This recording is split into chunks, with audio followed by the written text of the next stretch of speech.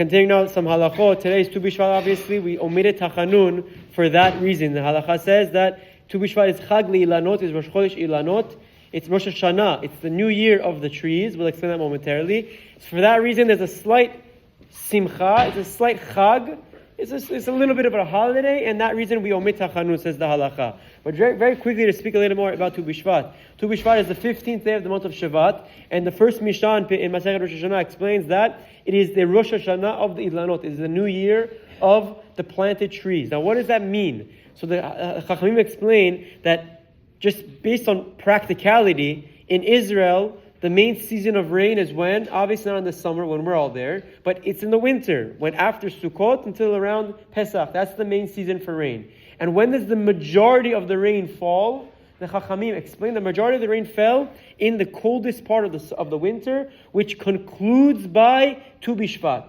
By Tu BiShvat, most of the rain has fallen, and most of the crops, we pray to Hashem, that have received their proper rain, their nourishment, and begin budding, begin growing, begin blossoming, and providing us sustenance for the remainder of the year. That's the reason the Chachamim instituted today, Tu BiShvat, is the one of the reasons at least, that is the Chag Lilanot, and there are halachic ramifications in Israel. This is the new year for the trees, so anyone who's familiar with the halachot of Orla, of different types of planting, halachot Demai, these things, Maaser Sheni, Terumah, all of these concepts, they are the year number is contingent on Tu BiShvat, not anything else. So it's important to just understand that in Israel there are some ramifications. Now for us at Chutz La'aretz, what do? We obviously celebrate with Yehi Shem. We didn't say Tachanun today, but there's a minhag around 450 years ago. Again, not since the time of the Gemara or the Rishonim, but around 400 years ago in Yerushalayim and in Tzfat, where they began doing a Tu BiShvat Seder.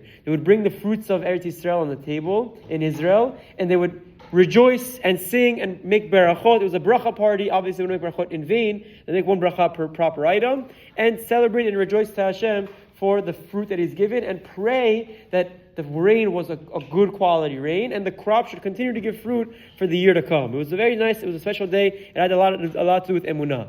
This minhag, the Magen Avraham brings it down, the Pri Chadash bring it down, has also extended to Chutz La'aretz. Last night, also our community, with Meshayis have a minhag to have a Tu BiShvat Seder. Again, it's not a lavish Seder like Pesach or like Rosh Hashanah, but we put food on the table, but Chag Lilanot, the Persians say it all the time, and we make berachot that pertain to different fruit.